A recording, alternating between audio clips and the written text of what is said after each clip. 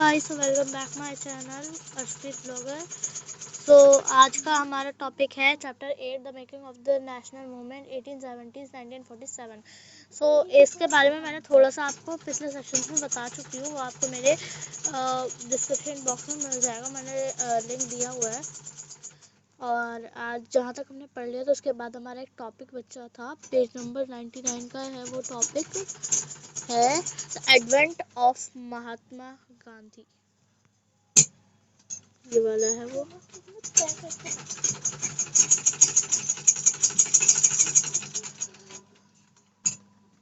ठीक है, सो हम लोग ये सब पढ़ते हैं।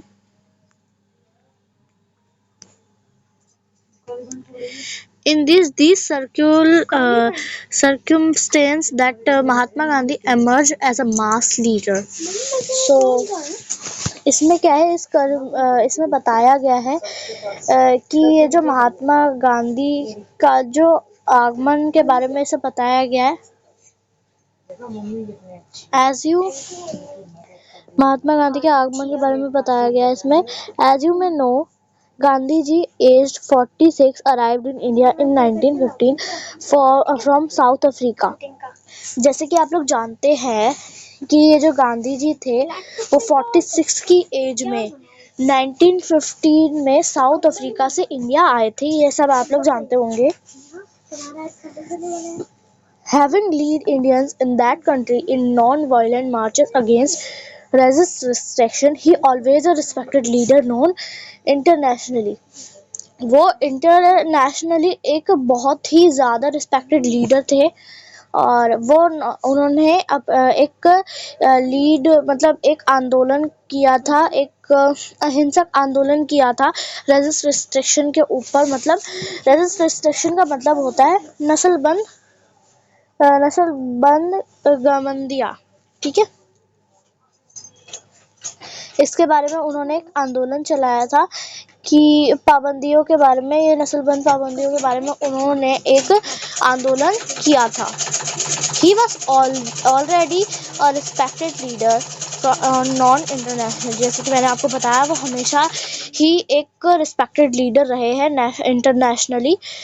His South Africa campaigns that brought him in contact of various types of Indians, Hindus, Muslims, Parsis and Christians, Gujaratis, Tamils and North Indians and upper class merchants, lower and workers.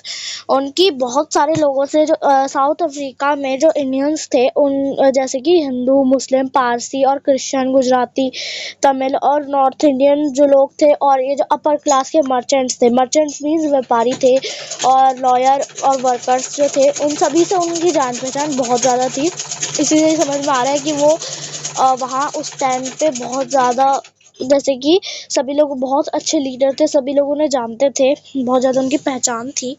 Mahatma Gandhi spent his first year in India travelling throughout the country. Mahatma Gandhi का अपना जो पहला साल था वो travelling और through out में बिताया था, ट्रैवलिंग में बिताया था। Understanding the people, there needs and the overall situation. वो अब लोगों को समझने लगे थे, उनकी ज़रूरतों को, और उनकी जो सिचुएशंस थी उन चीज़ों को समझने लगे थे।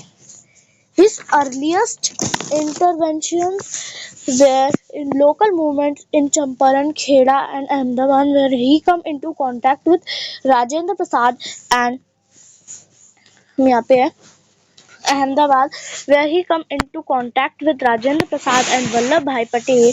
In Ahmedabad, he lead a successful male worker strike in 1918. जैसे कि इसमें बताया गया है हम लोगों को, उनके जो पहले प्रीवियस में वो क्या नाम है, उन्होंने कई सारे नेशनल मूवमेंट चलाए थे। नेशनल मूवमेंट जैसे चंपारण, खेड़ा और अहमदाबाद के मतलब वो लोगों के सामने आए थे। Where he come into contact with Rajendra Prasad and Vallabh Bhai Patel. और उनका जो इंट्रोडक्शन था वो राजेंद्र प्रसाद और वल्लभ भाई पटेल से को भी वो जानते थे बहुत अच्छी तरीके से। In Ahmedabad he lead a successful mill worker strike in 1981। Ahmedabad में उन्होंने एक मिल वर्कर नाम की मिल वर्कर मीन्स मिल मजदूरों के एक स्ट्राइक चलाई थी 1918 में, सक्सेसफुल हुई थी वो उनकी स्ट्राइक।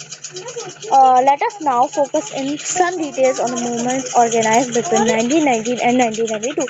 अब हम अपने प्रीवियस में अब आगे देखते हैं 1919 और 1992 के जो मूवमेंट्स थे उनमें क्या बदलाव आए। ये हम आगे का जो है द रोल ऑफ सत्याग्रह है, इन सब के बारे में हम अपने नेक्स्ट सेशन में पढ़ेंगे। तो तब तक के लिए बाय बाय। अगर आपकी कोई भी क्वेरी हो तो मेरे को आप कमेंट सेक्शन में पूछ सकते हैं। वीडियो को लाइक जरूर कीजिएगा, सब्सक्राइब कीजिएगा, सब्सक्राइब के बगल में एक बेल आइकन जरूर आता है, उसे प्रेस कर दीजिएगा और शेयर जरूर से कीजिएगा। और कोई भी, जैसे कि मैंने बताया, कोई भी क्वेरी हो वो आप मेरे से इस चैनल पे इस कमेंट बॉक्स में आप मेरे से पूछ सकते हैं। So thank you everyone.